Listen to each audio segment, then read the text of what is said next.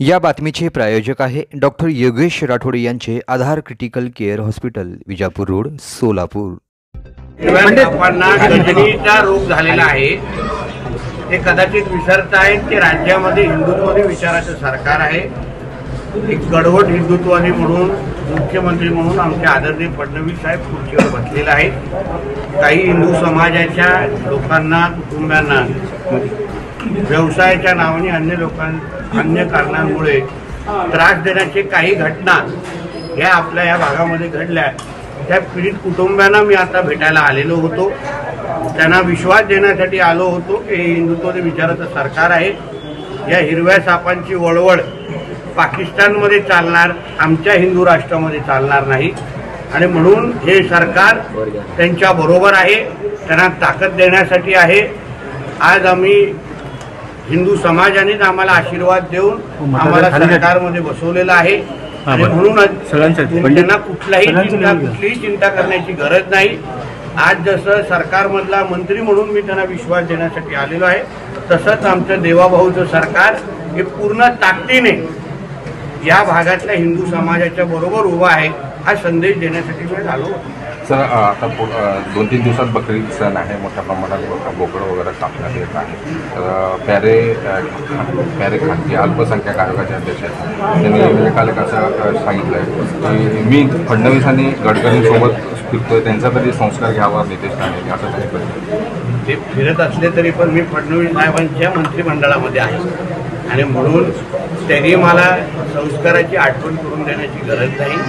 फक्त त्यांनी त्यांच्या मुस्लिम समाजामध्ये थोडं मार्गदर्शन आणि प्रबोधन केलं की जसं हिंदू समाज पुढाकार घेऊन जेव्हा कुठलाही प्राणीप्रेमी असो, कोणीही पर्यावरणवादी असो, ते जेव्हा आमच्या सणासुदीच्या वेळी काही मार्गदर्शन करतात, सूचना देतात की बाबा पर्यावरणपूरक होळी खेळा एक, किंवा पर्यावरणपूरक तुम्ही दिवाळी करा, फटाके मुक्त दिवाळी करा, अशा असंख्य सूचना आणि सल्ले फुकटचे असतात, पण सल्ले जेव्हा आमच्या हिंदू धर्माला समाजाला देतात हिंदू सणांच्या वेळी, तेव्हा हिंदू समाज एवढ्या पद्धतीची आरारावी आणि अशी जोर जबरदस्ती करणार नाही की हम बकरे काटेंगे, तेव्हा आम्ही पुढाकार घेऊन समजुती घेऊन आम्ही भूमिका घेतो, चला पर्यावरणपूरक होळी खेळू।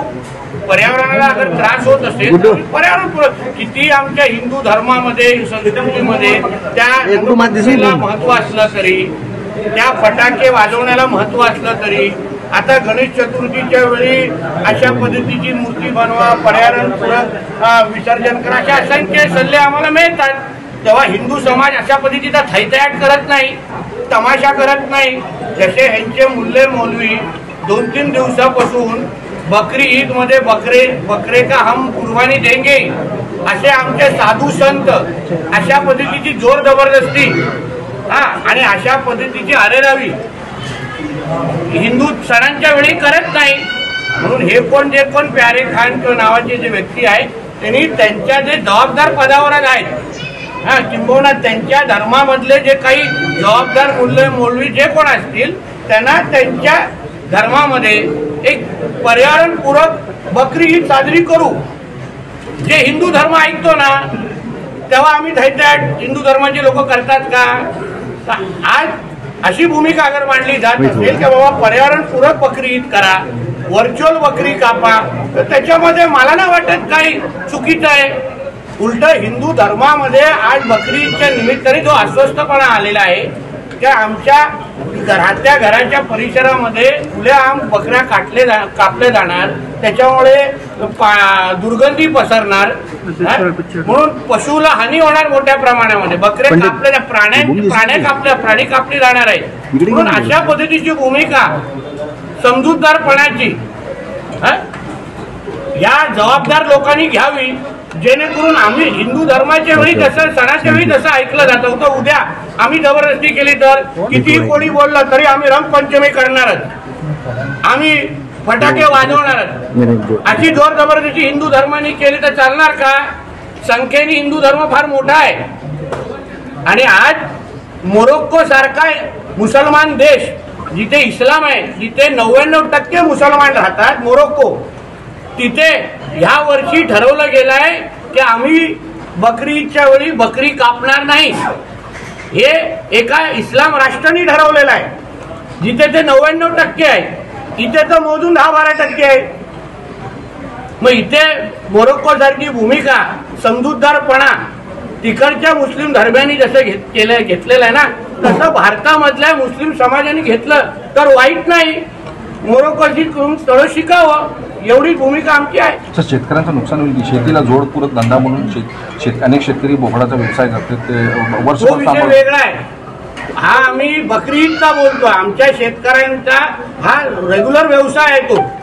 पण हे धर्माच्या नावाने आम्ही हे करणारच.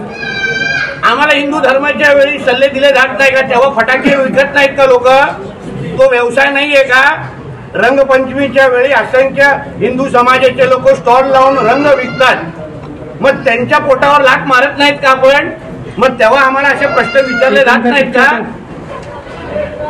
कळलं ना तुम्हाला? म्हणून जो समजूतदारपणा हिंदू धर्म घेतो तोच समजूतदारपणा मुस्लिम धर्माने पण घ्यावा. एवढा सरळ सोपा विषय आहे. सर, मागच्या वेळेस तुमच्यावर एक इथं भाषण केल्यामुळे गुन्हा दाखल झाला होता. त्याचं काय पुढं प्रोसिजर झाली? मी पोलिसांना विचारलं पाहिजे. जे पोलीस आदेश देतील जे माननीय न्यायालयाला आदेश देतील ते मी मान्य करेन. मला हरकत नाही.